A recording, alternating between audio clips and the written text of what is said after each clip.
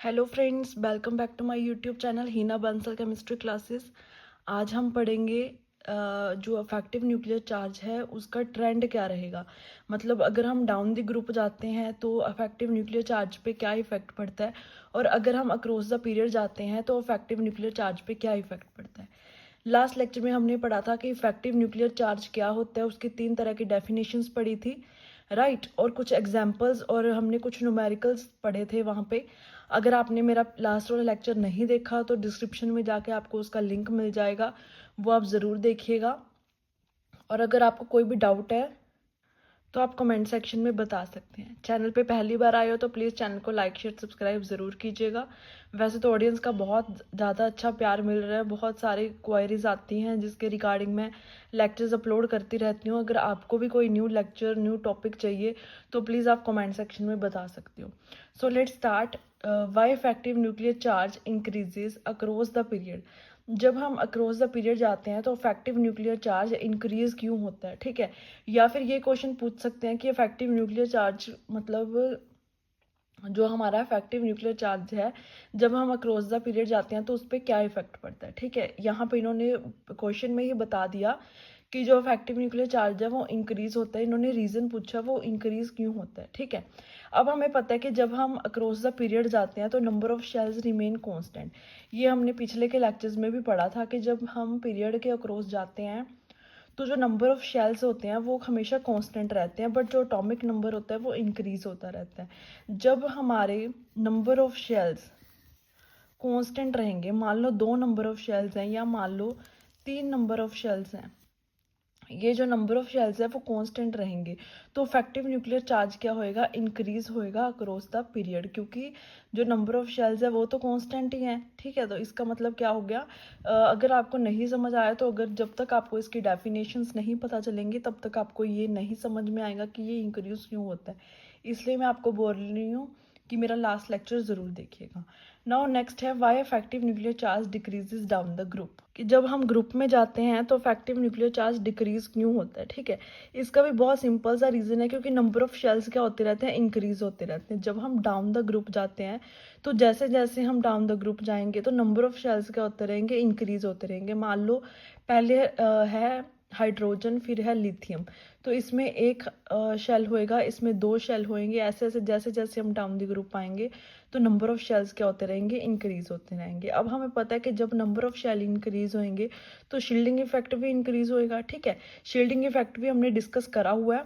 अगर आपने मेरा वो वाला लेक्चर नहीं देखा तो उसका लिंक भी आपको डिस्क्रिप्शन में ज़रूर मिलेगा, तो शील्डिंग इफेक्ट आप वहाँ से पढ़िए, ठीक है जी। Although at number increases but shielding effect dominates. अब यहाँ पे क्या है, एटॉमिक नंबर जो है इंक्रीज होता है, हमें पता है एटॉमिक नंबर भी इंक्रीज होता है, नंबर ऑफ शेल्स भी इंक्रीज होते हैं और शील्डिंग इफेक्ट भी इंक्रीज होता है। बट यहाँ पे क्या है, जो एटॉमिक नंबर इंक्रीज तो होता है बट यहाँ पे क्या है, शील्डिंग इफेक्ट जो है डोमिनेट करता है। किस पे डोमिनेट करता है, एटॉमिक नंबर पे, ठीक है। मतलब एटॉमिक नंबर का इतना इफेक्ट नहीं पड़ता जितना कि यहाँ पे शील्डिंग इफेक्ट का पड़ता है। सो जेड इफेक्टिव, मतलब इसका ये नोटेशन है अफेक्टिव न्यूक्लियर चार्ज की। इसलिए अफेक्टिव न्यूक्लियर चार्ज क्या होता है, डिक्रीज होता है डाउन द ग्रुप। क्यों, क्योंकि जो शील्डिंग इफेक्ट है वो इंक्रीज हो रहा है, ठीक है। अगर आपको कोई भी डाउट है तो प्लीज़ आप कमेंट सेक्शन में पूछ सकते हो। तो आज के लेक्चर में हमने यही पढ़ा है कि अफेक्टिव न्यूक्लियर चार्ज इंक्रीज क्यों होता है रोज द पीरियड और डिक्रीज क्यों होता है डाउन द ग्रुप, ठीक है जी। अब हम पढ़ेंगे, अब हमने ये तो पढ़ लिया कि अफेक्टिव न्यूक्लियर चार्ज क्या होता है और डाउन द ग्रुप और अक्रॉस द पीरियड वो कैसे रहता है। अब यहाँ पे मेन क्वेश्चन बनता है what is difference between nuclear charge and affective nuclear charge, ठीक है। इसका डिफरेंस क्या है, यहाँ पे देखिए affective nuclear charge and nuclear charge. सबसे पहले हम पढ़ेंगे nuclear charge. The total positive charge all the protons in a nucleus of an atom is called nuclear charge.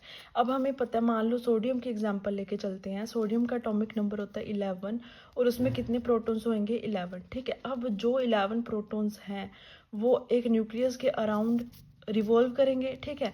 अब जो टोटल पॉजिटिव चार्ज रहेगा, सारे के सारे प्रोटॉन्स का जो चार्ज रहेगा उसको हम क्या बोलेंगे, न्यूक्लियर चार्ज, राइट। अब आती है बारी अफेक्टिव न्यूक्लियर चार्ज की। अफेक्टिव न्यूक्लियर चार्ज क्या होता है, अब यहाँ पे देखिए the total nuclear force experienced by the outermost electron called effective nuclear charge। अब इसके जो मैंने यहाँ पे लिखा है इस पे ये यहाँ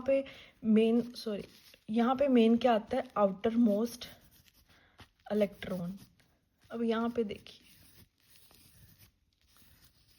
ये हमने 3 शेल्स ड्रॉ करे हैं, ठीक है।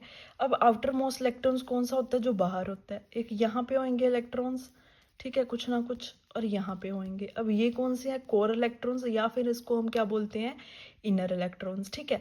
अब यहाँ पे इफेक्टिव न्यूक्लियर चार्ज क्या है, the total nuclear force experienced by the outer most electron.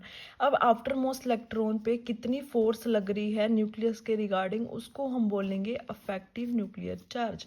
But nuclear charge क्या होता है, न्यूक्लियर चार्ज वो होता है कि जो कि सारे प्रोटॉन्स, ये मतलब ये जो भी इलेक्ट्रॉन्स हैं, सारे इलेक्ट्रॉन्स का पॉजिटिव चार्ज जो रहेगा, the total positive charge of all electrons protons in the nucleus of an atom is called nuclear charge, ठीक है। होप सो आपको डिफरेंस समझ में आ गया होगा। अगर कोई भी डाउट है तो प्लीज़ कमेंट सेक्शन में पूछिए। पहली बार आए हो तो सब्सक्राइब कीजिए चैनल को। Thank you so much. Next हम पढ़ेंगे स्लेटर रूल क्या होता है, उसके कुछ एग्जाम्पल्स देखेंगे। आज के लिए इतना ही। Okay, bye bye, take care.